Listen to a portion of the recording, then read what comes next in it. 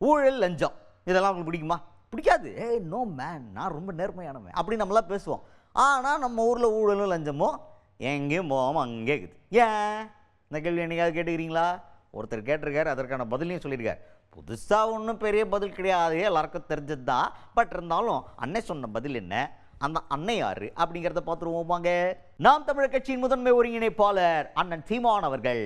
அவர் தான் இப்போ அவர்கிட்ட வந்து என்னன்னா, ரொம்ப நாளில் வந்து சினிமா இம்பேக்ட்லாம் அண்ணன்ட்ட பயங்கரமாக இருக்கும். அந்த மாதிரி சினிமா டைலாக் சொல்லுவாங்கள்ல, லஞ்சம் ஊழல் யாருக்குமே பிடிக்காது, ஆனால் நம்ம நாட்டில் ஏட்டா இருக்குது தெரியுமா அவருக்கு அப்படின்னு கேட்பாங்கள்ல, அந்த மாதிரி அவர் கேட்டு மேடையில் பேசுகிறார். பேசினே இருக்கும்போது அப்படியே லைட்டாக விளக்க நான் சொல்கிறேன், அண்ணன் நான் சொல்கிறேன்டா அப்படின்னு சொல்லிட்டு அவர் என்ன சொல்கிறாருன்னா, யாருக்கும் கிடைக்காது எனக்கு கிடைக்கணும், எனக்கு கிடைக்கிறது எவனுக்குமே கிடைக்கக்கூடாது, எனக்கு கிடைக்காதது எவனுக்கும் கிடைக்கக்கூடாது. இந்த மாதிரி ஒரு எண்ணம் வந்துருச்சுன்னாவே உனக்கு லஞ்சம் ஊழல் கொடுக்குற அந்த பழக்கம் வந்துடும்.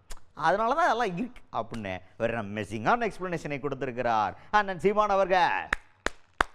வேலைய தேவா. நம்ம எல்லாருமே வந்து வெறுக்கிற இதுகள் இருக்குது, செயல்கள் இருக்குது. ஒன்று ஊழல் லஞ்சம் யாருக்கும் பிடிக்கல, இந்த நாட்டில் யாருக்கும் பிடிக்கல.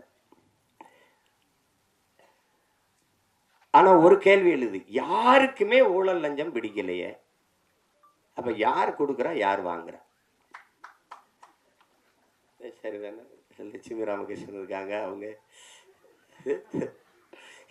தான் நியாயமான தீர்வு சொல்லணும்.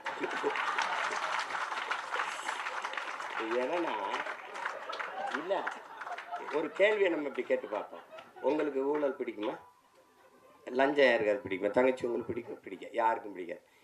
அப்போ யார் தாண்டா கொடுக்குறா எவன் தாண்டா வாங்குறான் தெரியல. எங்க இந்த ஊழல் லஞ்சம் பிறக்குது அப்படின்னா, தனக்கு கிடைக்காதது எவனுக்கும் கிடைக்கக்கூடாது, எவனுக்கும் கிடைக்காதது எனக்கு கிடைச்சிடணும், இந்த எண்ணத்துலதான் ஊழல் லஞ்சமே பிறகு. கோயில் கருவறையா முதல்ல கும்பிட்டு போயிடணும், அதுக்கு 1000 ரூபாய் சிறப்பு தரிசனம் கட்டிடு, என்ன லஞ்சம்.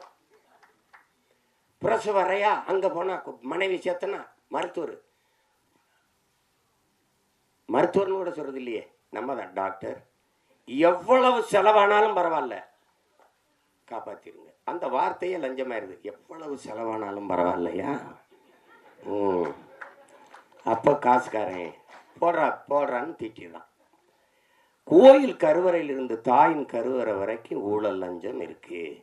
ஒரு மருத்துவ கல்லூரியில படிக்க போனான்னா 10 இடம் தான் இருக்கு, ஆனா 100 பேர் காத்திருக்கான்னா அவனுக்கு கிடைக்காத இடம் எனக்கு கிடைக்கணும்னா ஒரு இடம் வந்து 1 கோடின்னா கட்ட தயாரா இருக்கான். அங்க யாருக்கும் கிடைக்காதது எனக்கு கிடைக்கணுங்கிற அந்த எண்ணத்துல பிறந்துருது இந்த ஊழல் லஞ்சம்.